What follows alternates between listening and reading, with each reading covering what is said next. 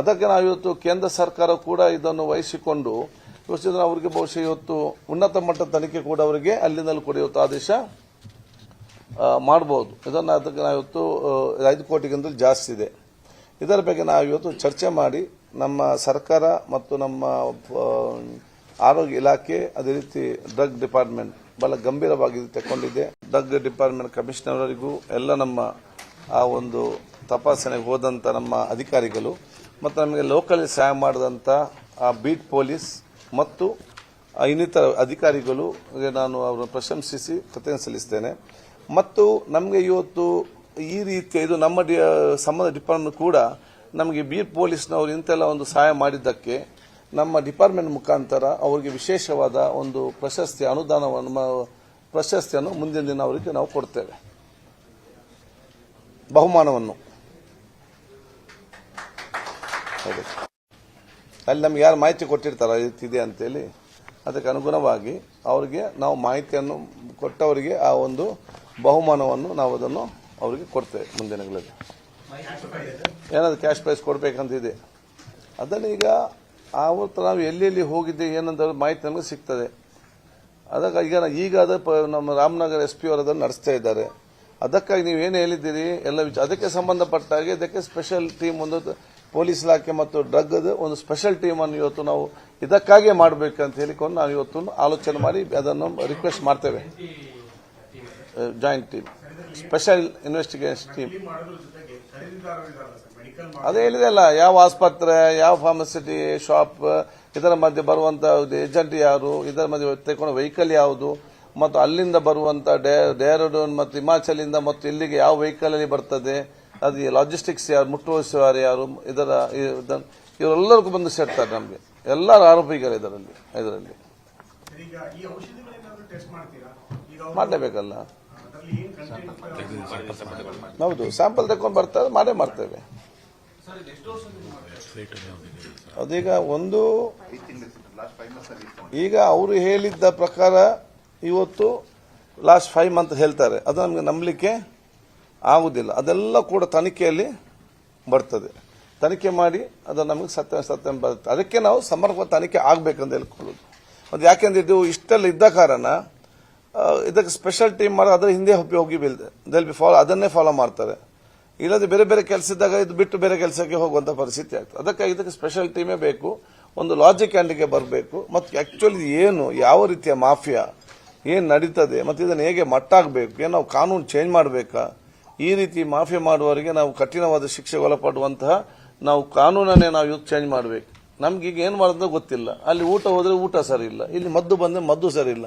ಎಂತ ಮಾಡೋದು ಈಗ ಅಂತ ನಮಗೆ ದಾಳಿಚೆ ಮಾಡ್ತಾ ಇದ್ದೇವೆ ಇಲ್ಲಿ.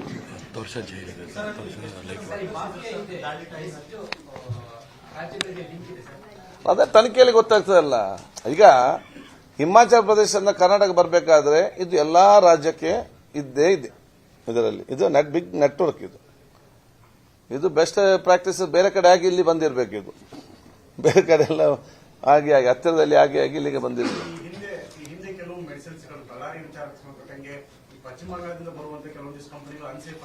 ಅದೆಲ್ಲ ಸೀಸ್ ಮಾಡಿ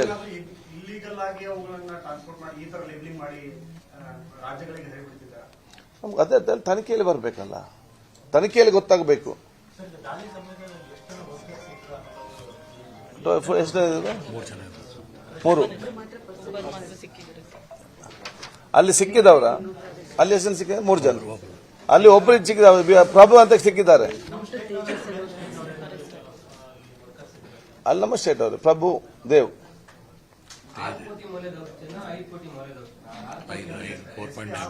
545 4.91 ಯಾರು ಆಯ್ತು ತೊಂದರೆ ಇರಲಿ ಅಷ್ಟೇ. ಏನಾಗಬೇಕು? ಇಲ್ಲ ನಮ್ಮ ಅಂದಾಜು ಪ್ರಕಾರ ಏನಿದೆ ನಾವು ತೋರಿಸಿದ್ದೇವೆ. SP ತನಿಖೆ ಬಂದ್ರೆ ನಮಗೆ ಸಂತೋಷ ಅಲ್ಲ. ಜಾಸ್ತಿ ಆದರೆ ನಮ್ಗೇನು ಪ್ರಾಬ್ಲಮ್ ಅದರಲ್ಲಿ.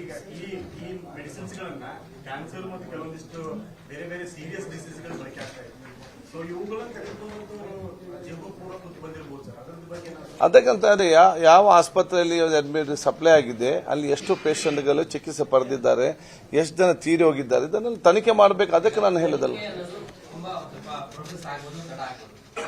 ಈಗ ತತ್ಕ್ಷಣಕ್ಕೆ ತೆಗೆದುಕೊಳ್ಳುವಂತ ನಿರ್ಧಾರ ಈ ಒಂದು ಔಷಧಿಗಳು ಯಾವ್ಯಾವ ನಕಲಿ ಅಂತ ನೀವು ಪಟ್ಟಿ ಮಾಡಿದ್ರ ಆ ಪಟ್ಟಿಯನ್ನ ಬಿಡುಗಡೆ ಮಾಡಿ ಇವುಗಳನ್ನ ಮಾರಾಟ ಮಾಡಬಹುದು ಅಂತ ಏನಾದ್ರು ಗೈಡೆನ್ಸ್ ಕೊಡ್ತೀರಾ? ಇಲ್ಲ, ಮಾಡ್ತಾ ಇರೋದು ಇಮಿಡಿಯೇಟ್ ತಕ್ಷಣ ಮಾಡ್ತೇವೆ. ಈಗಾಗಲೇ ಒಂದು ಆದೇಶ ಇವತ್ತು ಬ್ಲಾಕ್ ಮಾಡ್ತೀವಿ, ಫಸ್ಟ್ ಅವರಲ್ಲಿ ಬ್ಲಾಕ್ ಮಾಡ್ತೀವಿ. ಸೊ ಅದೆಲ್ಲೂ ಸೇಲ್ ಆಗಲ್ಲ. ಈಗ ಏನು ನಮ್ಮ ವೆಬ್ಸೈಟ್ ಇದೆ ಅದು ಇದನ್ನೆಲ್ಲ ಕೂಡ ಬ್ಲಾಕ್ ಮಾಡಿದಾಗ ಅದೆಲ್ಲಿ ಕೂಡ ಸೇಲ್ ಆಗುದಿಲ್ಲ, ಎಲ್ಲ ಮಾಹಿತಿ ಬರ್ತದೆ. ಮತ್ತೆ ಅದಕ್ಕೆ ಏನೆಲ್ಲ ಇರುತ್ತೋ ನಮ್ಮ ಕ್ರಮ ತಗೊಳ್ಬೇಕಾ ನಾವು ತಗೊಳ್ತೇವೆ. ಮತ್ತೆ ಇದನ್ನು ನಾವು ನಿಮ್ಮ ಮುಖಾಂತರ ಕೂಡ ನಾವು ಇವತ್ತು ಅವರಿಗೆ ಮಾಹಿತಿ ಕೊಡ್ತೇವೆ. ಎಲ್ಲಿಯಾದರೂ ಇದು ಸೇಲ್ ಮತ್ತೆ ಕಂಡು ಬಂದರೆ ಅವನು ಕೂಡ ಅದಕ್ಕೆ ಕಾರಣಕರ್ತರಾಗ್ತಾರೆ. ಮತ್ತೆ ಹೌದು, ಮಿಲ್ಗೆ ಕಾಪಿ ಅವ್ರಿಗೆ ಕಾಪಿ ಕೊಟ್ಟು ಬಿಡಿ. ಕಾಪಿ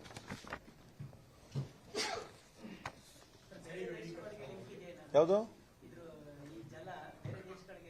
ಇರ್ಬೋದು. ಈಗ ಓನರ್ ದುಬೈಲಿ ಕೂತ್ಕೊಂಡಿದ್ದಾನಲ್ಲ, ಇದು ಮೇನ್ ಯಾರು ನಡೆಸ್ತಾನೆ ಅವನು ದುಬೈಲಿದ್ದಾನೆ. ಕಾನೂನು ಪ್ರಕಾರ ತಗೊಳ್ಬೇಕು. ಅವರು ಲೀಸಲ್ಲಿ ಕೊಟ್ಟಿರ್ಬೋದು, ಮತ್ತೆ ಕೊಡೋ ಮುಂಚೆ ನೋಡ್ಬೇಕಲ್ಲ ಏನು ವಿಚಾರ ಅಂತೇಳಿ. ಮಾತಾಡ್ತೇವೆ ನಾವು, ಮಾತಾಡಬೇಕಲ್ಲ ನಾವು. ಯಾಕಂತ ಹೇಳಿದ್ರೆ ಅಲ್ಲಿಂದ ಬಂದಿದೆ, ಅಲ್ಲಿ ಬೇರೆ ಬೇರೆ ರಾಜ್ಯದಲ್ಲಿ ಇರ್ಬೋದು.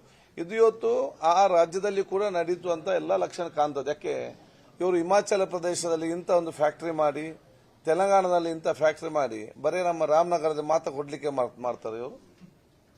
ರಾಮನಗರ ಮಾತ್ರ ಒಂದು ಇವರ ಇದು ಅಲ್ಲ, ಲಾಬಿ ಒಂದು ಜಾಲ ಅಲ್ಲ. ಇಡೀ ಬಹುಶಃ ನಮ್ಮ ರಾಜ್ಯದಲ್ಲಿ ಬೇರೆ ಕಡೆ ಕೂಡ ಇರ್ಬೋದು, ಇಲ್ಲಾಂತೇಳಿ ಇನ್ನೂ ಗೊತ್ತಾಗಬೇಕಷ್ಟೇ. ಒಂದು ಈ ಬೇರೆ ಎಲ್ಲಾ ರಾಜ್ಯಗಳಿಗೆ ಜಾಲ ಇದೆ. ಇದು ಅಂತಾರಾಷ್ಟ್ರೀಯ ಮಟ್ಟದ ದೊಡ್ಡ ಮಟ್ಟದ ಒಂದು ಮಾಫಿಯಾ. ಅದಕ್ಕಾಗಿ ಸೆಂಟ್ರಲ್ನವರು ಕೂಡ ಇದರಲ್ಲಿ ಇಂಟರ್ಫಿಯರ್ ಆಗಬೇಕು, ತನಿಖೆ ಮಾಡಬೇಕು.